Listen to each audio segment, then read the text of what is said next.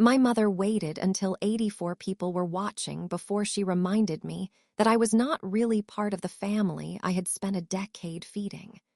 She stood beneath a ceiling of hanging vines and amber bulbs, one hand wrapped around a crystal flute, the other pointing toward the kitchen doors as if she were directing hired staff.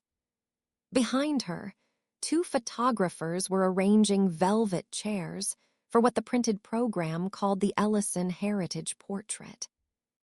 My younger sister was already smoothing her champagne-colored dress. Her fiancé's parents sat in the front row, polished and alert. My father stared at the tablecloth. Then my mother smiled at me with the soft, sugary expression she used whenever she was about to humiliate someone politely.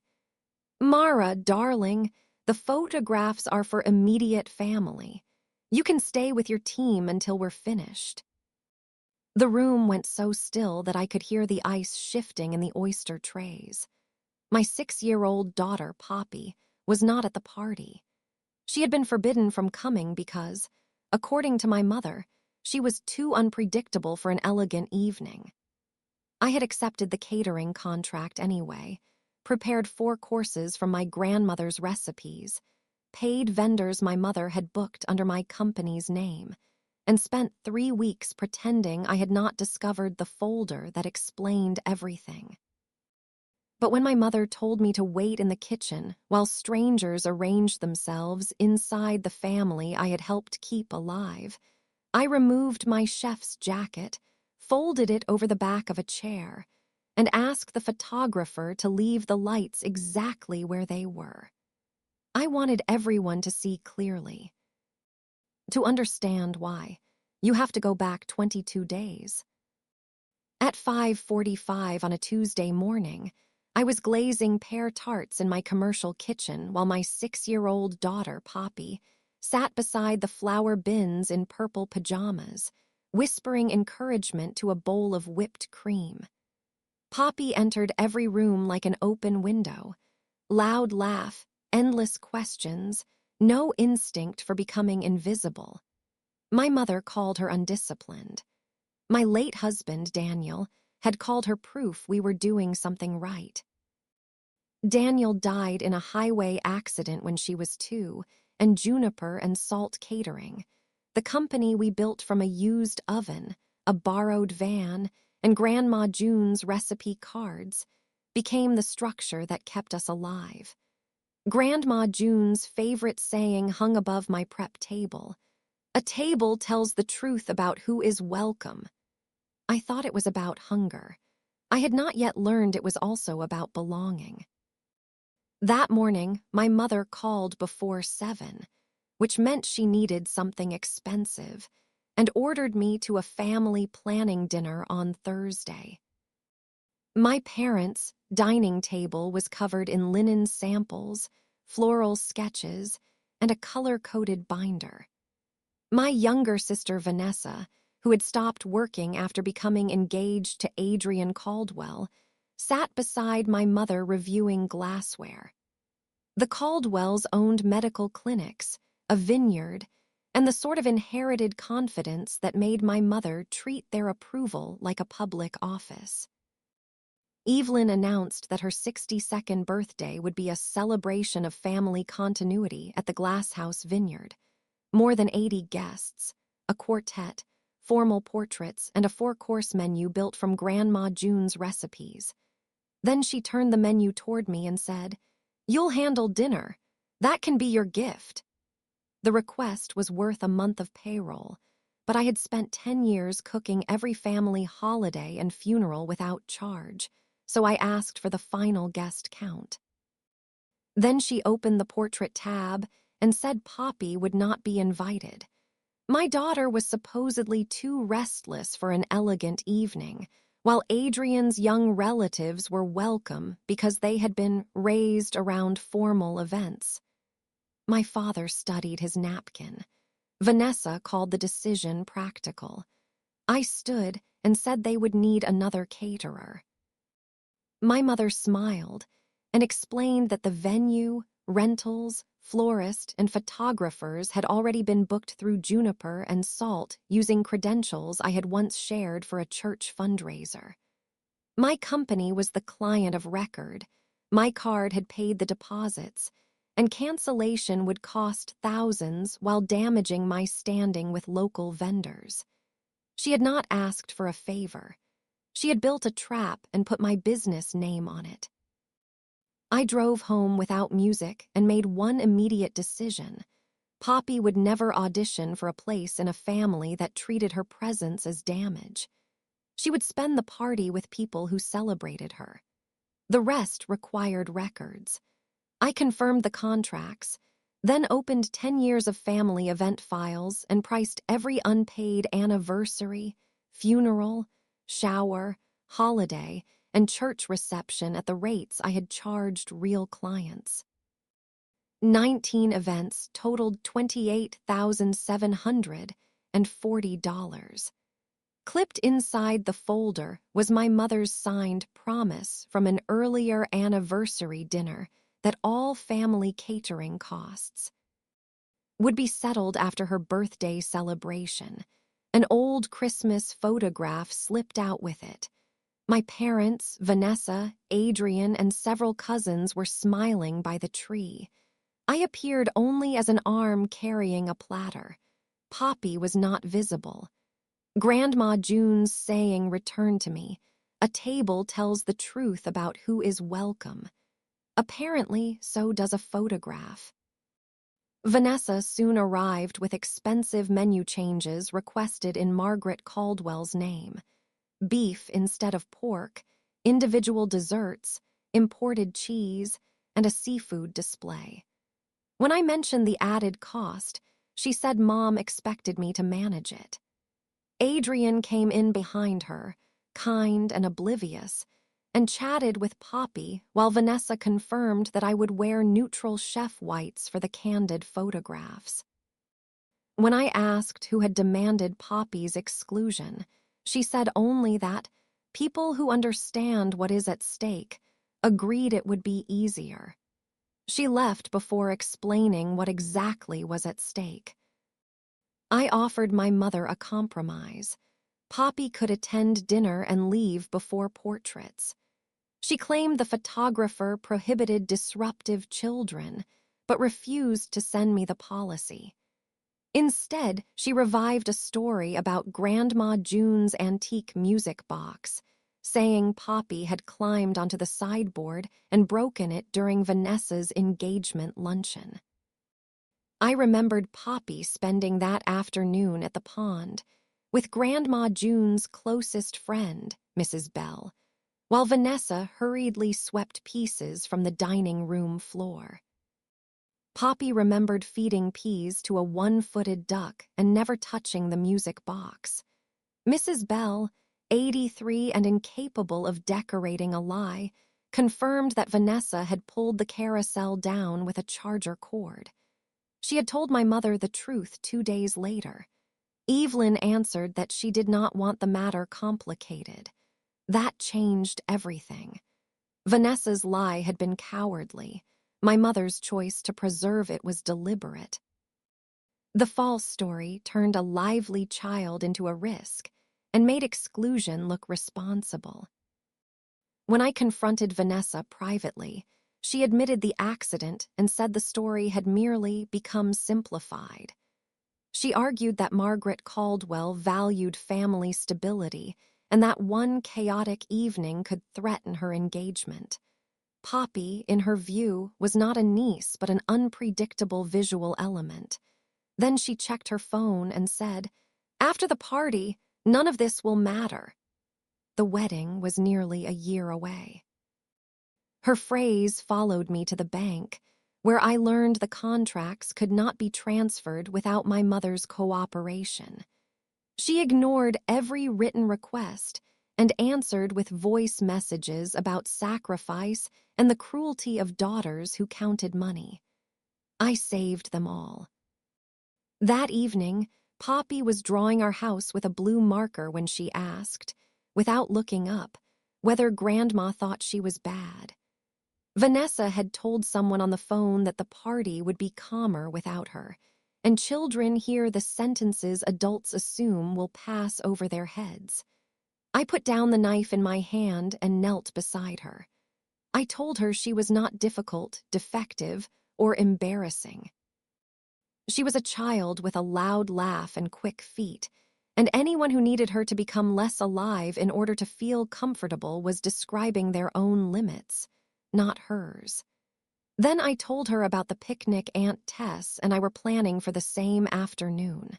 Sprinklers, face paint, grilled cheese, 3 friends, and no rule requiring clean knees.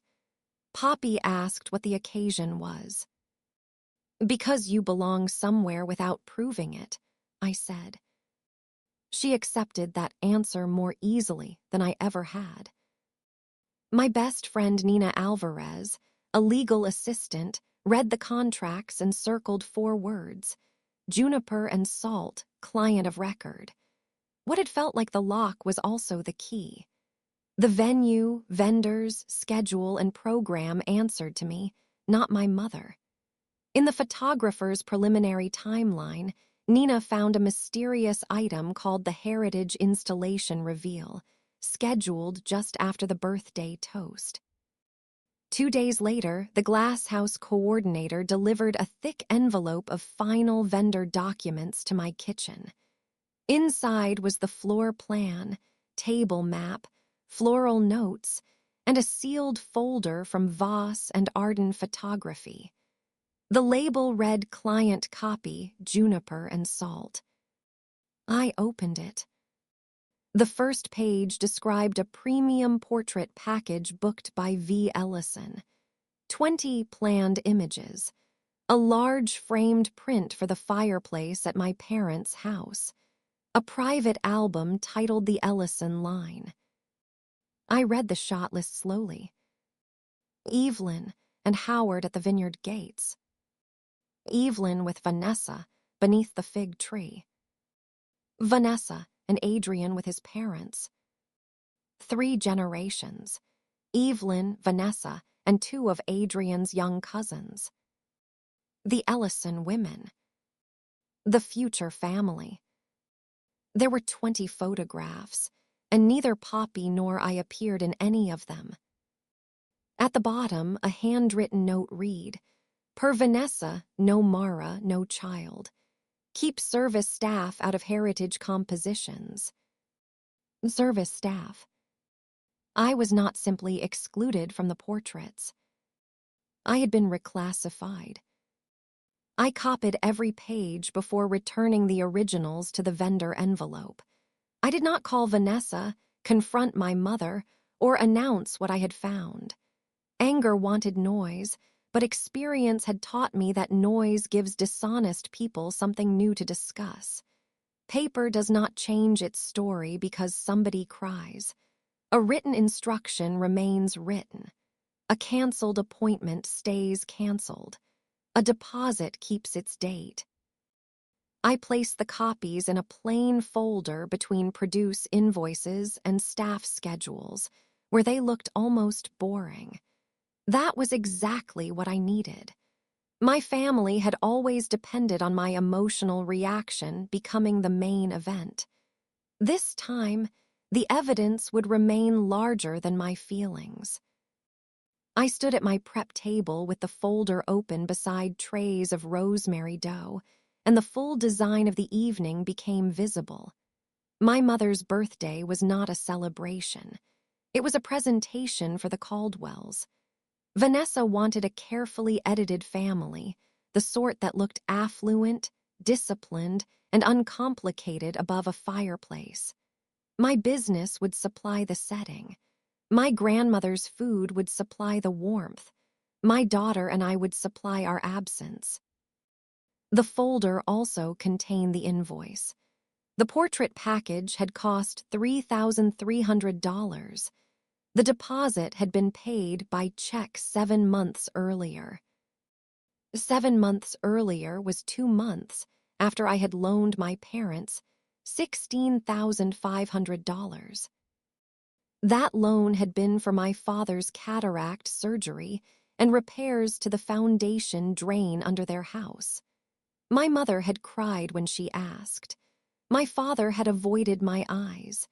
They showed me a surgical estimate and a contractor's report.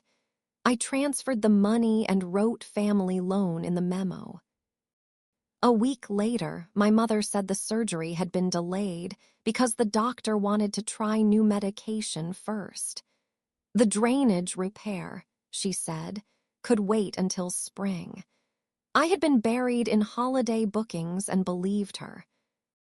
Now I called the clinic's billing department. They could not disclose medical details, but they confirmed the scheduled procedure had been canceled by the patient 2 days after my transfer. Not postponed. Canceled. I called the drainage contractor. The estimate had never been accepted. $16,500 had entered my parents' account to protect my father's sight and their home. None of it had done either thing. I asked Aunt Tess to meet me after closing. She arrived carrying a folder of her own. "I wondered when you would find out," she said. Inside was an embossed welcome card from the Northbridge Society, an old private club where the Caldwells held charity dinners and business receptions. Evelyn and Howard Ellison had been accepted as provisional members. Sponsor, Philip Caldwell. Initiation contribution, $13,200. $13,200 for the club. $3,300 for the portrait package. $16,500 exactly. My mother had not wasted my money. She had invested it in a replacement family structure, one where my sister's marriage provided status. The Caldwells provided access, and Poppy and I could be erased as untidy details. "Who signed the checks?" I asked. Tess looked toward the window. "Your father handles the money." My father who fixed my leaking sink without being asked. My father who taught Poppy how to plant tomatoes. My father who sat silent while my mother called her disruptive. He had not merely failed to intervene. He had written the checks. The next morning, I found my father in his garage restoring the red motorcycle he had loved for 15 years and placed the club card on his workbench. He admitted the membership was meant to secure a place inside the Caldwells' network as he and my mother aged. When I reminded him that the money was for his surgery, he said the procedure could still happen, and then offered the sentence that explained their entire moral calculation. "You have always landed on your feet, Mara." They had taken from me because they believed I could survive it. My competence had become permission. He also admitted that my mother believed Vanessa needed the party to go smoothly, and that he did not know how to oppose her once she called something necessary. I left him beside the motorcycle, understanding that weakness can sign checks just as easily as cruelty. By then, the party was 9 days away. The event cost had climbed to $9,860 before staff wages. Vanessa had added a chilled seafood display, imported cheeses, edible flowers, and a late-night coffee bar.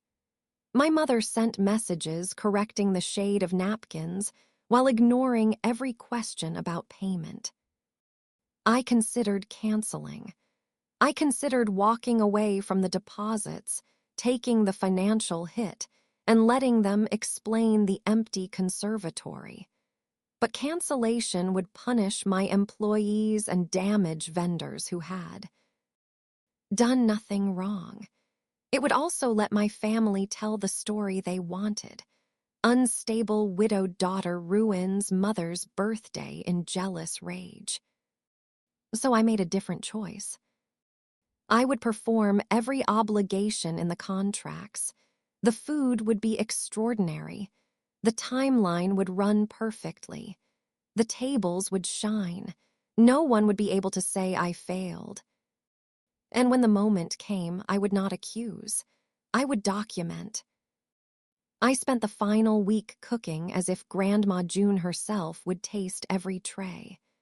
I tested the mushroom filling twice, rejected a batch of rolls that rose unevenly, and drove across the county for pears that would hold their shape under heat. This was not devotion to my mother. It was protection of my own name. If the evening collapsed, it would collapse under the weight of the truth, not because a sauce broke or a server missed a table. At night, after my staff left, I practiced the remarks alone in the kitchen. No insults, no guesses about motives, no word I could not support with a page. I timed myself, shortened the sentences, and arranged the binders in the order a stranger could follow. Then I placed Grandma June's recipe box beside them. One held the food that had connected us. The others held the price of pretending that connection was free. Nina helped me organize 3 slim binders. The first held the 10-year catering ledger, itemized by event, with my mother's signed promise clipped to the front. The second held the current event costs and every requested addition, each approved through text or email. The third held the portrait shot list, the false music box story supported by written statements from Mrs. Bell and Aunt Tess, the canceled procedure confirmation, the unused contractor estimate, the Northbridge membership card, and the photography invoice. Then Nina found something else. The county property database showed that my parents had scheduled a deed transfer for the Monday after the party. The recipient was Vanessa. The property was Grandma June's cottage on Lake Marin. I had learned to bake bread in that cottage. Daniel had proposed to me on its back steps. Poppy's first clear word had been water while pointing at the lake from Grandma June's porch. When Grandma died, my parents inherited it. Legally, they could give it to anyone. But the timing mattered. Saturday, formal legacy party, carefully edited portraits, Caldwell approval, Northbridge guests. Monday, transfer the cottage to Vanessa. After the party, it won't matter anymore, Vanessa had said. She believed the party would confirm her as the family's future, and the deed would make it official. I did not plan to contest the property. I did plan to remove the secrecy. At the final tasting, my mother introduced me to Margaret Caldwell as our caterer. Margaret looked between our identical eyes and said she had thought I was Evelyn's daughter. My mother laughed too brightly and said I was both. The small pause that followed told me the Caldwells might not be demanding this performance at all. They were simply the name my family used to excuse it. Adrian stayed behind to ask about Grandma June's mushroom tart and admitted Vanessa rarely mentioned her. She mostly talks about what she inherited, I said. He looked unsure whether I was joking. On Friday, I amended the official program. After my mother's birthday toast and before the portrait session, I added a 5-minute item, remarks from the event client. The glasshouse coordinator, Celia, read it and nodded. "You're the client," she said. "It's your program." No drama, no warning call to my mother. Just a professional following the contract my mother had put in my name. The night before the party, my father appeared with a crate of tomatoes and asked me to wait until after the portraits before doing whatever I planned. When I asked whether he knew Poppy and I had been removed from every frame, he finally said Vanessa believed fewer people made the album cleaner. That careful sentence was enough. He knew. I thanked him for telling me and opened the door. He left the tomatoes on the counter like an apology that required no courage. The next afternoon, Poppy went to Aunt Tess's house for what we called a Wild Things picnic. 3 classmates came. They had sprinklers, face paint, grilled cheese, and permission to wear pajamas outside. Mrs. Bell promised to bring peas for the ducks at the park. Poppy never asked whether she could come to my mother's party. She had already understood that children should not beg to enter rooms built to reject them. At 3:30, the glasshouse vineyard began filling with guests. The conservatory looked beautiful. I can admit that. Sunlight poured through the glass roof and caught on suspended greenery. White roses climbed brass stands. The quartet played near the pond doors. Every table held candles reflected in dark green glass. Grandma June's recipes moved through the room on porcelain platters. Onion tarts, W. Arm rolls, pear salad, smoked pork, lemon chicken, carrots glazed with maple and thyme. My staff executed perfectly. Guests complimented the food. Mrs. Bell took my hand and said the mushroom tart tasted like June's kitchen in October. Pastor Reed asked where Poppy was. When I said she was at a picnic, his expression changed, but he did not press. My mother wore silver blue satin and an expression of radiant control. She moved from table to table, introducing the Caldwells to local donors and describing Vanessa's future wedding as if it were a merger between historic institutions. My father stayed near the edge of conversations. Vanessa checked the photographer's progress every 10 minutes. At 6:15, the sun lowered behind the vineyard. Voss and Arden positioned the velvet chairs against a backdrop printed with a soft painting of Lake Marin, my grandmother's lake. Vanessa had used the cottage scenery for a family portrait that excluded the 2 people who loved the place most. The photographer's assistant called for the immediate family. My mother raised her champagne glass and tapped it with a spoon. She thanked everyone for honoring 62 years of faith, devotion, and family.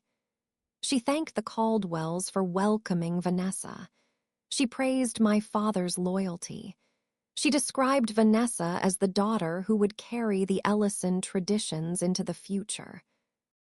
She never said my name. Then she turned toward the portrait area. "Family, please gather. Mara, darling, you can remain with the catering staff.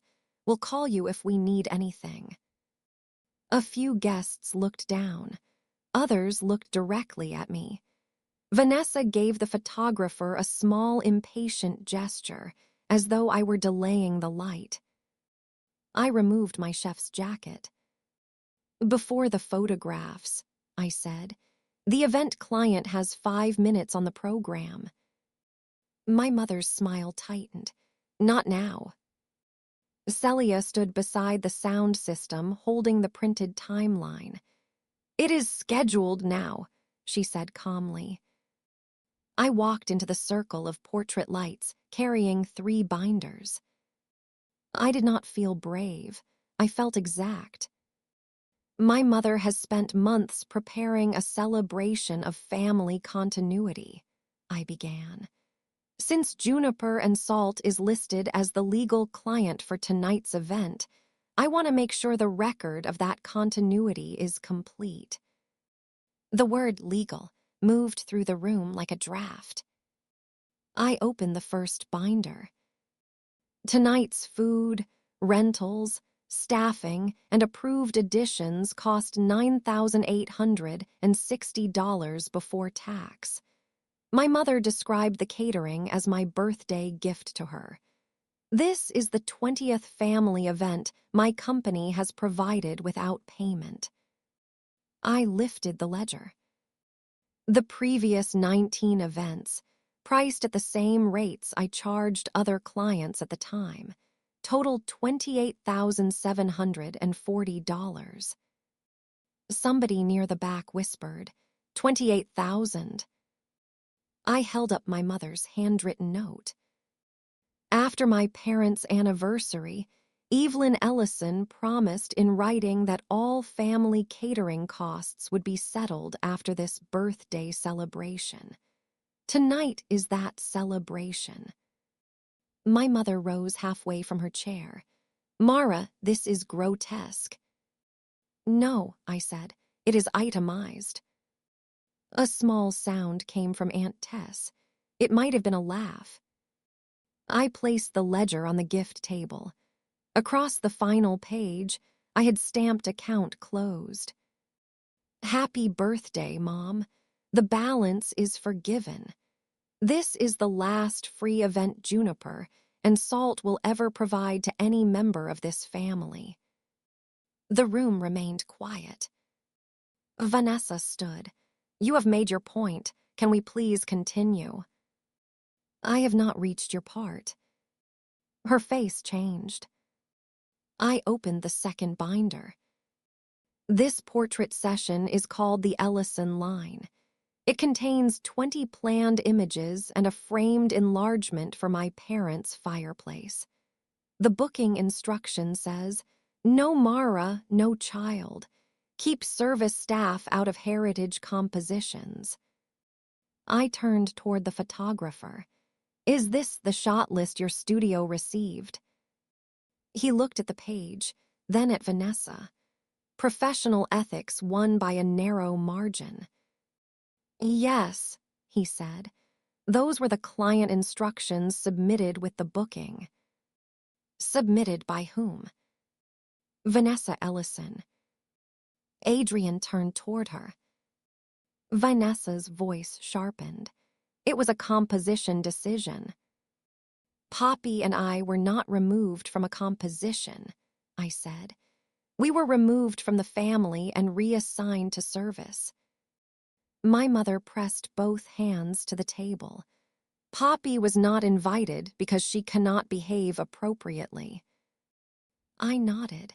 That explanation depended on another story, the one about Grandma June's music box. Mrs. Bell rose before I could continue. She leaned on a black cane and wore a red hat that made her look like a warning signal. That child did not break the music box, she said. She was with me at the pond feeding peas to ducks. Vanessa pulled it down with a charger cord. Evelyn knew. I told her myself. Every head turned toward Vanessa. Margaret Caldwell, S. Face became unreadable. Adrian asked quietly, is that true? Vanessa looked at my mother rather than him. My mother said, it was an accident. We were protecting a child from unnecessary blame. Mrs. Bell struck her cane once against the floor. You blamed the wrong child for nearly a year. Pastor Reed closed his eyes. I opened the third binder. 11 months ago, I loaned my parents $16,500 for my father's surgery and repairs to their home. The procedure was canceled 2 days after the transfer. The contractor was never hired. My father's face emptied. I laid the documents on the table beneath the portrait lights. $13,200 was paid for membership in the Northbridge Society, sponsored by Philip Caldwell. $3,300 was paid for tonight's portrait package. Together, those payments equal the exact amount of the loan. No one needed me to explain further. Philip Caldwell stood and buttoned his jacket. He did not look angry. He looked finished. Howard, he said, we will discuss the sponsorship next week. Margaret rose beside him. Adrian remained seated. My mother turned toward them in panic. This is a family misunderstanding. Mara has been under enormous strain since Daniel died. There it was, my widowhood, lifted like a curtain to hide her choices. She has become suspicious, my mother continued. Obsessive. She collects papers and twists everything. We have supported her for years. I let her speak. The longer she talked, the less anyone believed she was explaining. My mother tried to recover the room by turning pain into theater. She pressed one hand to her chest and told the guests that I had always resented Vanessa, that widowhood had made me suspicious, and that grief had turned me into a woman who arrived at birthdays with financial records. She spoke faster each time someone looked away. Pastor Reed finally stood and moved beside her. He did not argue or defend me. He only said, "Evelyn, stop." The gentleness of it ended her performance more completely than shouting could have. Around the room, members of her cultural society examined their plates, and my grandmother's old friends watched her with the exhausted recognition of women who had seen charm used as camouflage before. I understood then that I did not have to persuade every person. I only had to stop helping her conceal what they were already seeing. Then I turned to my father. "Did you sign the checks?" He looked at me beneath the bright portrait lights. "Yes." My mother stopped speaking. "Did you know Poppy and I were excluded from the album?" He took a breath. I knew the list was limited. "Did you know the music box story was false?" His eyes moved toward Vanessa. I knew there were questions. "Did you ask them?" No. The truth did not arrive dramatically. It arrived in small admissions, each one quiet enough to fit inside the life he had chosen. I nodded. "Thank you. That is all I needed from you." Vanessa stepped into the portrait area. "This is insane. You are destroying my engagement over a children's misunderstanding and a loan our parents intended to repay." Adrian finally stood. "No," he said. "She is describing what happened." Vanessa stared at him. "You knew about the portrait list?" he asked. "It was for your mother." "My mother did not ask you to erase your sister." Margaret spoke from near the door. "I certainly did not." Vanessa's face went white. For months, she had justified every cruelty by invoking Margaret Caldwell's standards. Now the woman herself had declined ownership. I removed one final document from the binder. There is one more part of the family continuity being celebrated tonight. On Monday morning, my parents are scheduled to transfer Grandma June's cottage at Lake Marin to Vanessa. A murmur spread across the room. My mother whispered, "That is private." "It is public record." "You have no right to interfere with our property." "I agree. The cottage is yours. You may give it to Vanessa. I will not challenge the deed." My mother looked relieved too soon. "But you will not do it while presenting this room with a false picture of family unity paid for by my labor and my money. Everyone you invited to witness the image now knows the cost of creating it." I closed the binder. "Monday morning, you may sign whatever you choose. Starting tonight, Poppy and I are no longer available as background warmth for holidays, emergency labor, free catering, financial rescue, or photographs taken only when our absence would be noticed." My mother's voice cracked. "You would keep my granddaughter from me." "No, your choices have kept her from you. There is a path back, but it does not begin with a party, a gift, or a message through Dad. It begins with you telling a 6-year-old the truth, that she did not break the music box, that being lively is not a defect, and that excluded. Her was wrong. Then you repay the loan. Then you apologize without mentioning what anyone else made you do. My father looked at the floor. And until that happens, my mother asked. Until that happens, there is no contact. The words did not feel like a weapon. They felt like a door closing gently enough not to injure anyone and firmly enough not to reopen by accident. I picked up my chef's jacket. Dinner service will continue. My staff will remain through dessert because they are professionals and they will be paid. Please enjoy Grandma June's food. She believed a table should tell the truth about who was welcome. Tonight, at least, it finally has. Then I walked out of the portrait lights. Mrs. Bell followed first. She stopped beside my mother and said, "June would have hated what you did with her name."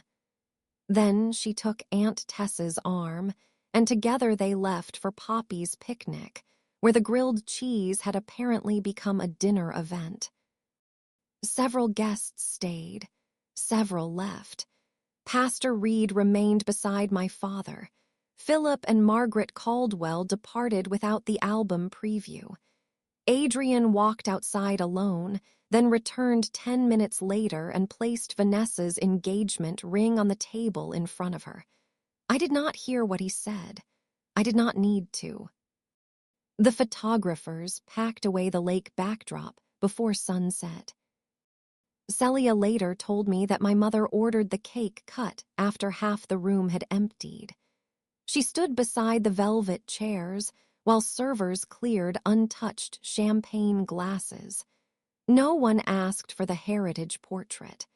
The large, empty frame intended for the fireplace was carried back to the studio still wrapped.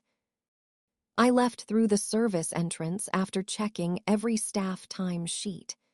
In the parking lot, I sat in my van and cried so hard that my ribs hurt. Not because I regretted speaking.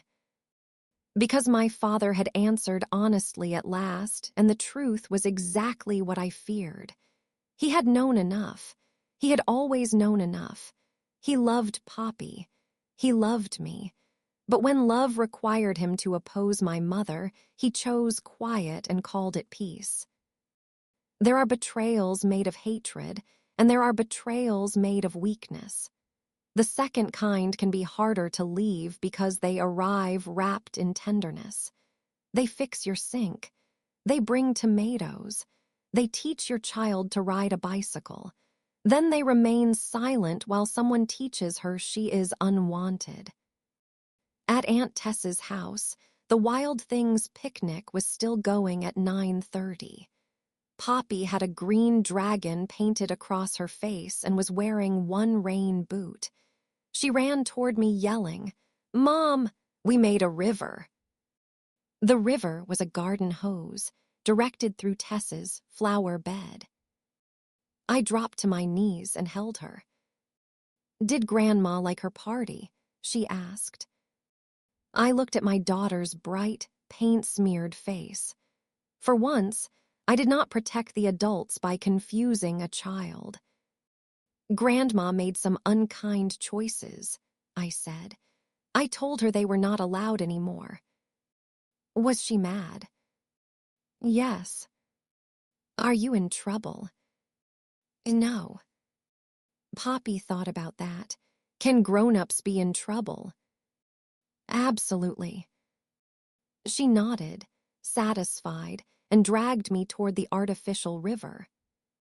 The next morning, we held our own breakfast in my backyard. Pancakes shaped like animals, strawberries, too much syrup. Mrs. Bell brought peas and took the children to feed ducks at the park.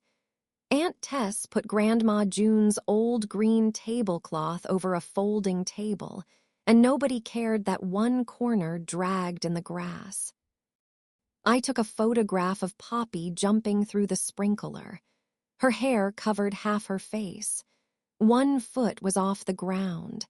The picture was blurred and crooked and alive. It is the only image from that weekend I printed.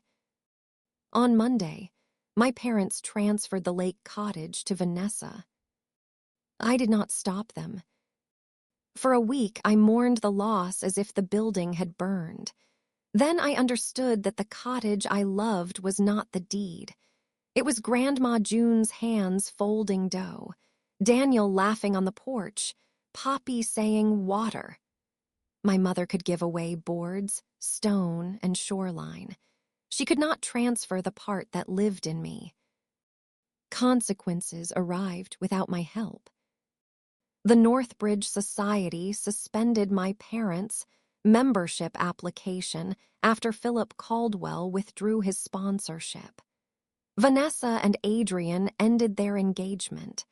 The official explanation was a difference in values, which was the most elegant phrase anyone had used all year. 3 months later, Vanessa listed the cottage for sale.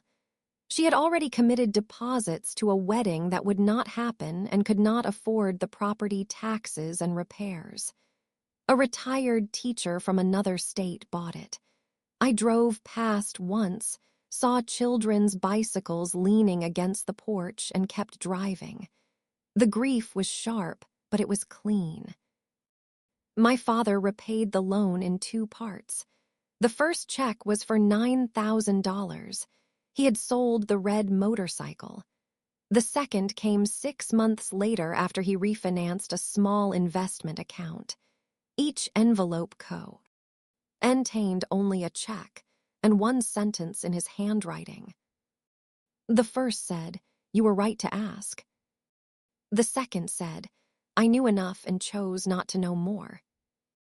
I deposited both checks into accounts for Poppy's education and my company's emergency fund. I did not call him. My mother sent messages at first. Some were angry, some were tragic, some described medical symptoms that appeared whenever I failed to respond. She told relatives I had abandoned her over a photograph. She said I had humiliated Vanessa because I was jealous of her marriage. She said Daniel's death had made me hard.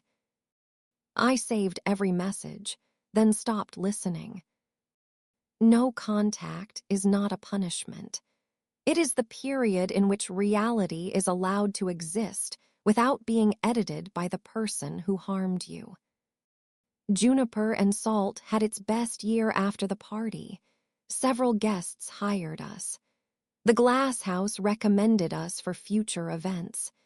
Mrs. Bell told everyone in 3 counties that my mushroom tarts could expose dishonesty. That was not the marketing plan I would have chosen, but it worked. More importantly, I changed how I ran the business and my life. Family requests became written estimates. Deposits were required from everyone. My vendor passwords changed. My mother lost access to every account. My employees were paid overtime for the birthday party, including the 5 minutes when the entire room forgot to breathe. I also changed the sign hanging in my kitchen. Grandma June's original saying remained on the recipe box. A table tells the truth about who is welcome. Beneath it, I added my own line. Love that requires your disappearance is not hospitality. 8 months later, my mother sent a letter addressed to Poppy. I opened it first. For once it contained no excuses. She admitted that Poppy had not broken the music box, that she had chosen appearance over love, and that excluding her was wrong. Poppy read it slowly and asked whether Grandma was good now. I told her one truthful letter did not make someone safe. Safety had to be built through repeated truth and changed behavior. Poppy chose a 30-minute meeting at the public library with Aunt Tess present. There she asked my mother why she had wanted a picture without us. My mother answered, "I thought important people would respect me more if it looked a certain way." Poppy asked whether they had. My mother said no. "That was not smart," Poppy replied. It was not forgiveness, but it was the first honest conversation between them. My father's return was slower. He wrote short letters, entered counseling, and eventually watched one of Poppy's soccer games from the opposite side of the field. She spent most of the game studying Clover, then waved at him near the fence. He waved back. Boundaries did not produce a perfect reunion or a permanent disappearance. They produced choices made one at a time, with Poppy allowed to decide what access felt safe. Vanessa never apologized. She wrote once that private matters should have remained private. I answered, "Private harm does not become honorable because it is hidden." She did not contact me again. I still cook Grandma June's recipes, and Poppy still stands on a stool shaping the rolls badly and proudly. Last spring, Juniper and Salt returned to the glass house for a wedding. A little girl ran through the portrait area and scattered flower petals. Instead of removing her, the bride pulled her into the center and told the photographer to keep shooting. The picture was crooked, lively, and perfect. After the trays were packed, I stood beneath the same lights where my mother had ordered me back to the kitchen and saw my reflection in the glass. Tired, flower on one sleeve, still standing. For years, I believed belonging was something other people granted. A chair, an invitation, a place inside the frame. I know better now. Belonging begins when you stop auditioning for people who profit from your disappearance. My mother wanted a flawless portrait. What she created instead was a record of the daughter who supplied everything, the child they tried to erase, the sister who edited the truth, and the father who stayed quiet while signing the checks. The portrait never hung above her fireplace. The photograph above my desk is Poppy and the sprinkler, blurred with motion and laughing too loudly for any elegant frame. People who love you do not ask you to become smaller so the picture looks better. They move the chairs. They widen the frame. They make room. And when they refuse, you are allowed to take your recipes, your labor, your child, and your love somewhere they will be received with gratitude. Share this story with someone who has been treated like the help in their own family. Tell me in the comments what boundary changed your life. Subscribe to After Silence Stories, and I'll meet you in the next episode, where silence ends and the truth finally gets a seat at the table.